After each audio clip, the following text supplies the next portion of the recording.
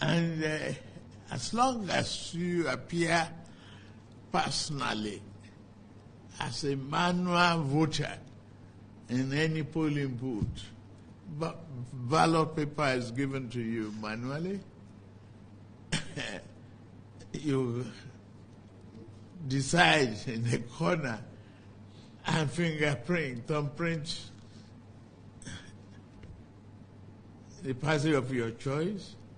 You cast your vote without hindrance and any interference. Ballots are subsequently counted manually, sorted and counted manually. It's just the arithmetic accuracy that is entered into from easy. It's still manual, essentially. The transmission of that manual result is what we're looking at. And we need to avoid glitches. I'm glad you did. Interference, unnecessary hacking in this age of, computer inquisitiveness.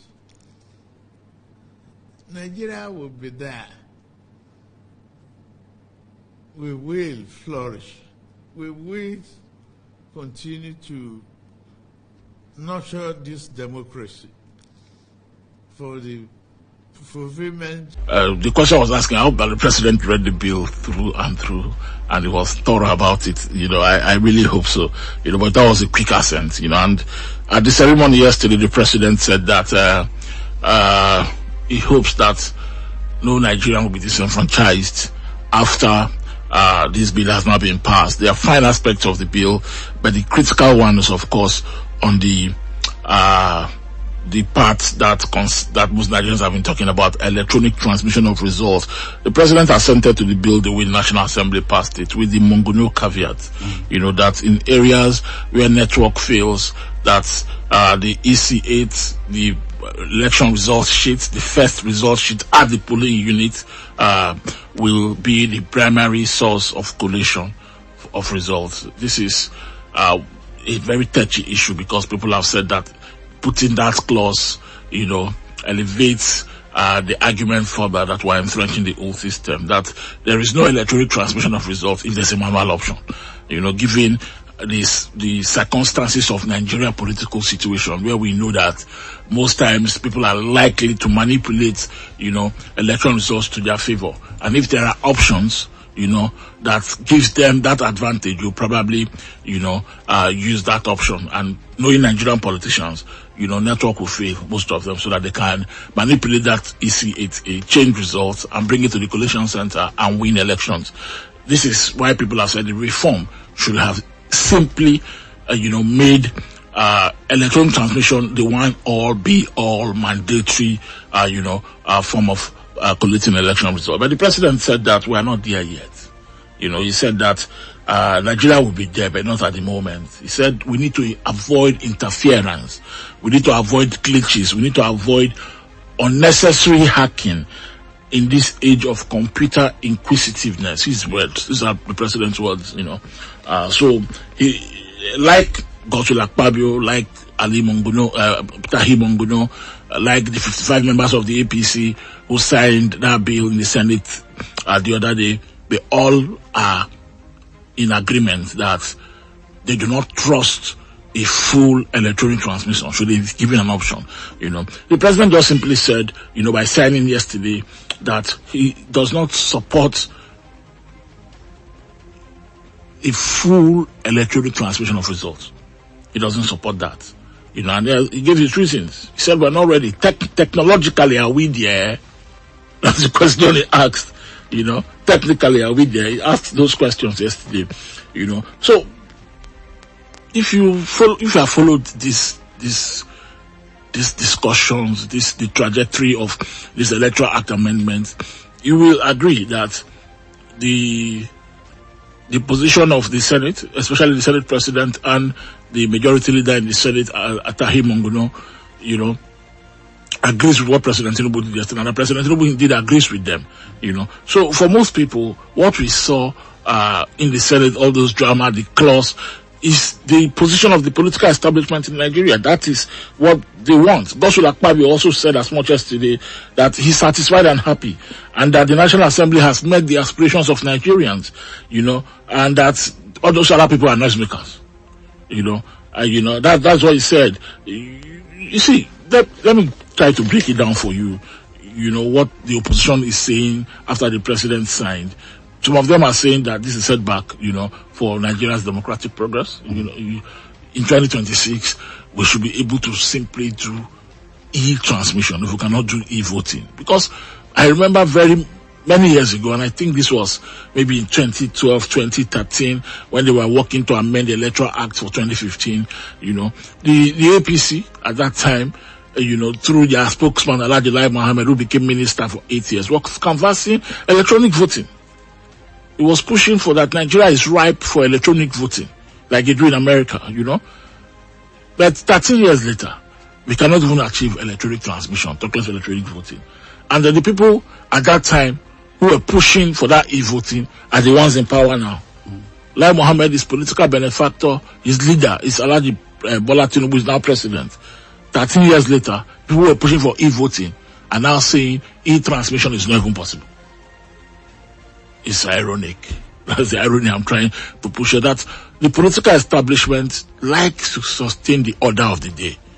They prefer the status quo to remain because it's easier for them, to manipulate the status quo to achieve their political aims. And that is what played out in the country in the last couple of weeks. Let me go back to Mike Igini, the former INEC rec, who gave examples of why he think the Mongono clause is repeating and maintaining the old order, and that ballot box election results were manipulated to suit the choices and the whims and the caprices of politicians.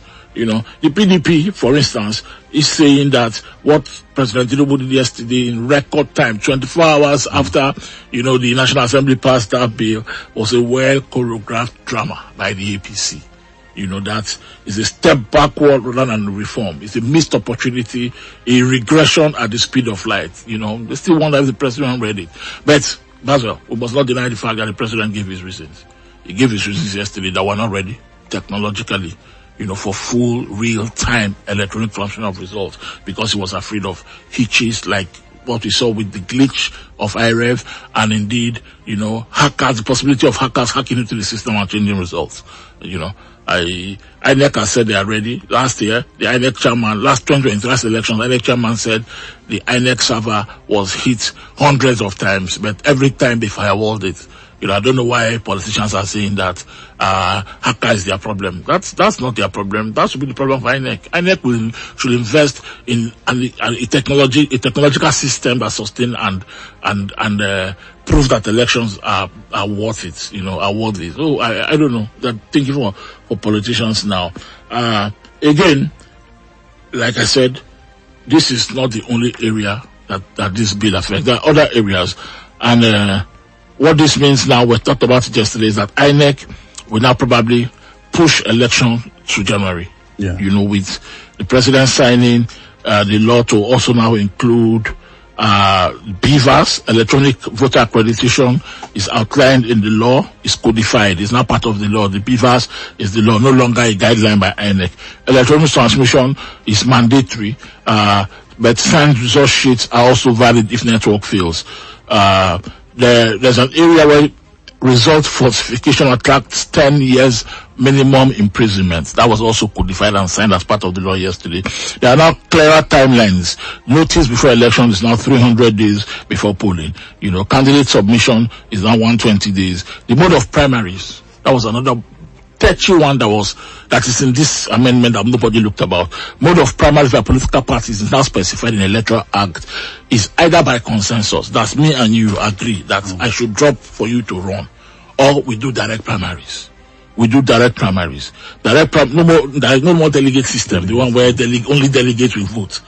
Delegates are determined by position in the party, by the governors, most times, having special delegates and all that. No.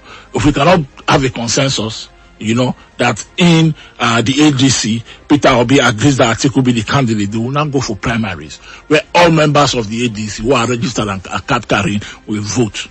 It's a big lot. It's another election by itself. Yeah. It's a mini general election. If you look at a party like the ADC, do you think they can successfully carry out a direct primary? Are they ready? Do they have not just the resources, but the strength and the readiness, to be able to pull out a direct primary that will involve probably Peter Obi, Atiku Abubakar, Rotimi Amechi? I don't think so. So consensus is the second option.